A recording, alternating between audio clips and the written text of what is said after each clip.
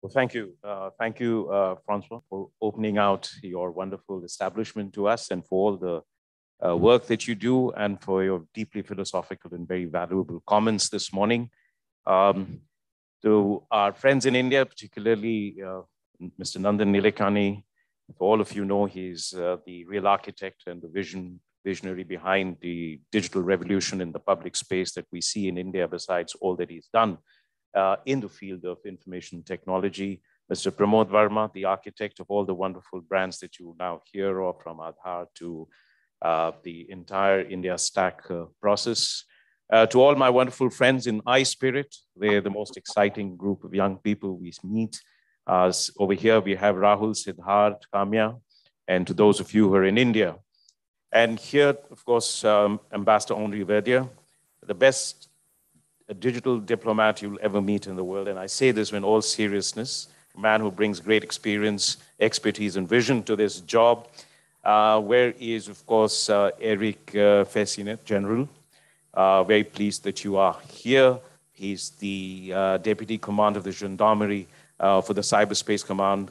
And to all this wonderful, very impressive set of people, I was looking through the resume of all those who are attending this, and I'm certainly feeling intimidated, perhaps the least qualified, to speak before you and to the audience in India today.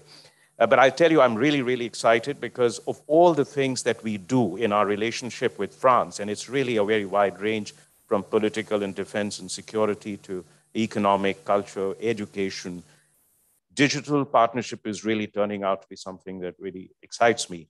And it's really something that I'd like to thank all of you, because in the midst of all that we are experiencing today, a war in Ukraine, an election here, that we are continuing with this process of engagement. And this is really with a very bold vision and an ambitious agenda. And the turnout here is really impressive, both in India and over here. And as I was saying, that in our strategic partnership between India and France, which is really based on shared values, a very convergent interests, a deep and abiding sense of strategic autonomy. We are the two countries that use this term very frequently, and it has an application for digital, by the way, as well. And a conception of a world which is built on multipolarity, democracy, openness, and inclusiveness. That digital partnership has emerged as a key pillar of our relationship. One, of course, we've had in 2019, the Cyber and the Digital Roadmap signed between, when our Prime Minister and President Macron met. We've since then had a series of engagement. We've had Prime Minister speak at Viva Tech last year. The embassy organized Infinity, which is the India-France Innovation and Information Technology, which was really well attended with 45 speakers from both sides and thousands of participants. We've had the iSpirit engagement led by Henri Verdier on this side. And of course, we've had Data 6, which includes France, EU, India, along with Maldives, Rwanda, and Japan. So there's a whole process of engagement. But today we are really setting out on a new journey with a very clear goal. And why is this important? I think we all of us agree that digital technology will be a key determinant of a national sovereignty, of national security, of economic opportunities, but also in international terms of competitiveness, leadership, and power. And so national power will be increasingly measured in what we are able to do in terms of this. And within our own societies, and it has an impact also on politics, it's redefining governance, it's redefining politics, economy, society, raising questions about ethics, law, privacy, consent, protection, data, and security. And as I said, this is particularly going to be an area where we will also see contest of values, also of the structure between control by a few or by the state versus open, inclusive, seamless democratic systems. It will also be one where we will be experiencing challenges to social cohesion. And in the future, just as we have seen a contest in terms of goods and services in the past, contest and competition, we will see that in the context of data now, which, by the way, is even more important than fossil fuel was in the last century, because this is not a depleting resource. It's going to be a multiplying resource every second of the day. And so these are very, very important issues. And as digital technology permeates every aspect of our life, this will become the key determinants of everything that we work for. And so when we speak of the strategic partnership between India and France, this must occupy a center space. And we are really well qualified to work in this area. When we look at India, there's a digital transformation taking place at multiple levels. But the one that really excites me is the manner in which we have used digital technology to pursue public policy goals.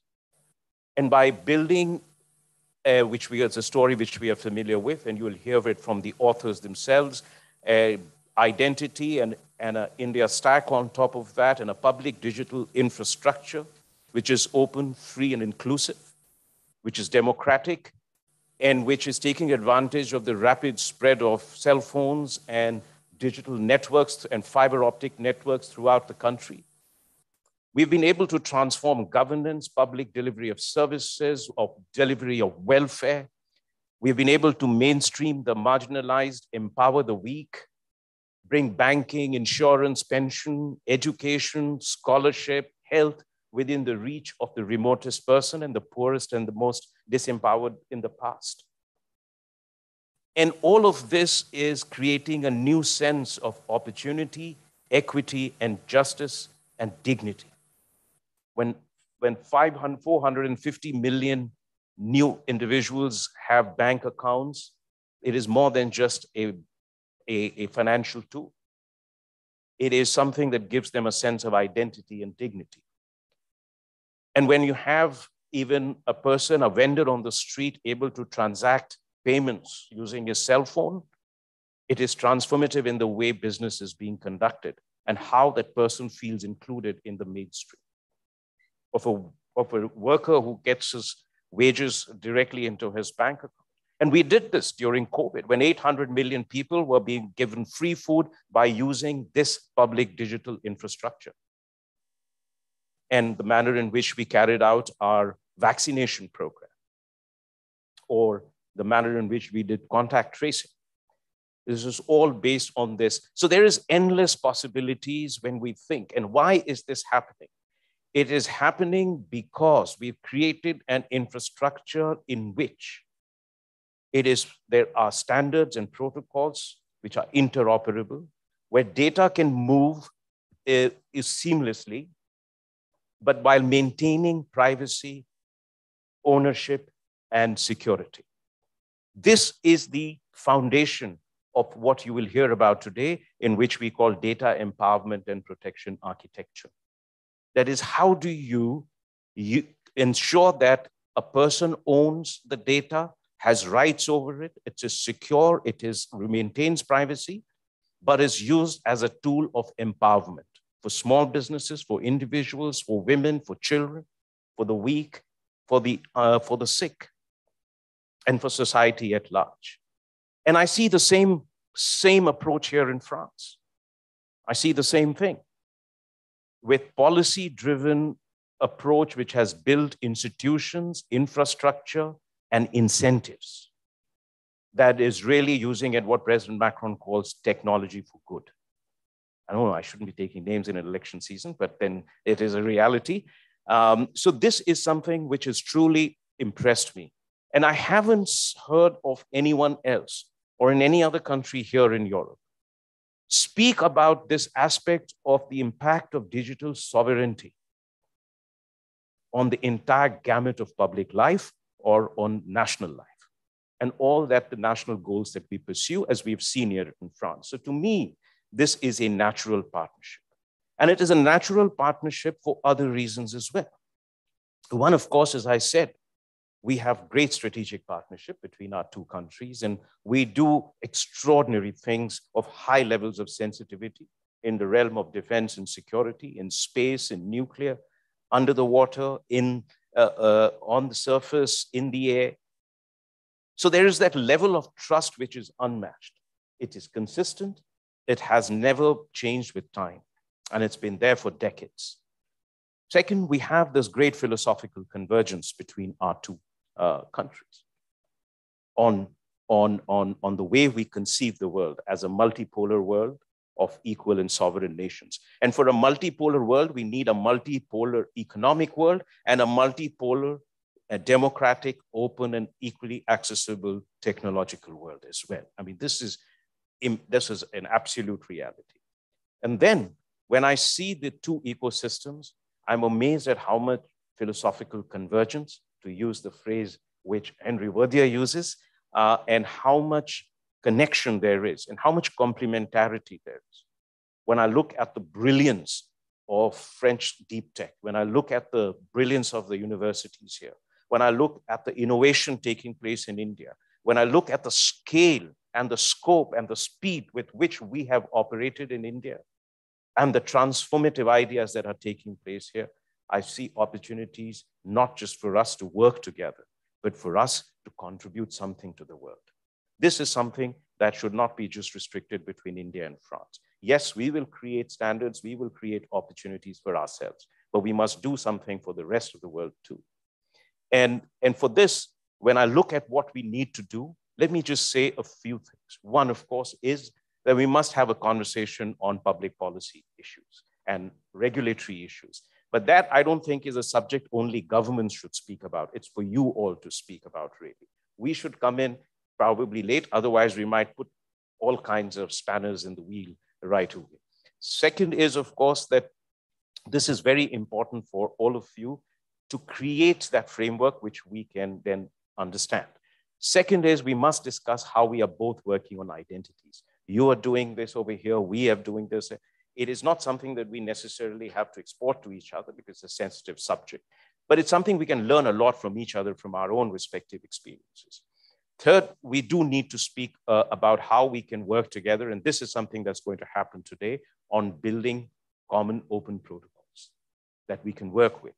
And from this will flow how we can learn and build with each other public digital infrastructure that transforms lives, transforms our economies, and creates new hope and opportunity for our people.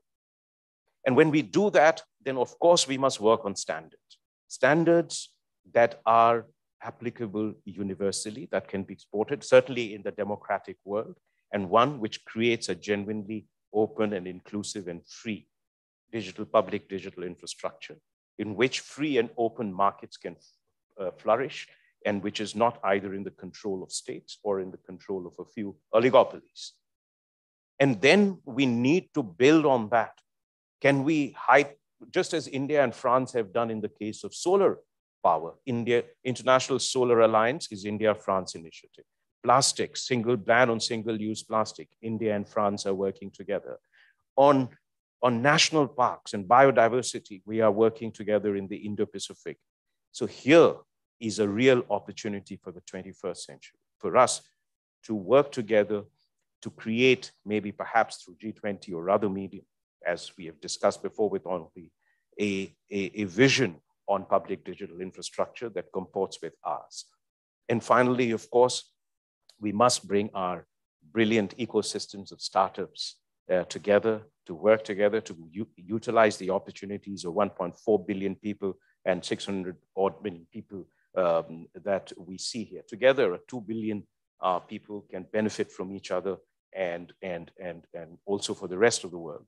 So this is a vision, and we have now in Viva Tech coming up. That's my next goal. Viva Tech, we are this year, for the first time, Viva Tech is creating a country of the year category. India is the first country. This is our 75th year of independence, to mark that and for all that we have done. So Viva Tech is an opportunity for us to really unveil something.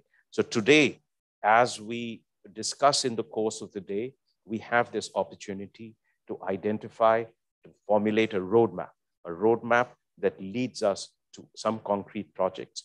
Maybe, and once we are going to identify one pilot project, this will be a ground-up effort to create standards, because it will start replicating itself, and we will, in a sense, by using one pilot project, create a template that can be expanded to other cities, other countries as well. So thank you very much for your patience. Thank you very much for your time. It's been a great pleasure meeting you. And as I said, for me, this is the most exciting area of our partnership and collaboration. I know very little about this, but I'm always a great cheerleader and a great supporter to all the brilliant minds who are here. So thank you very much.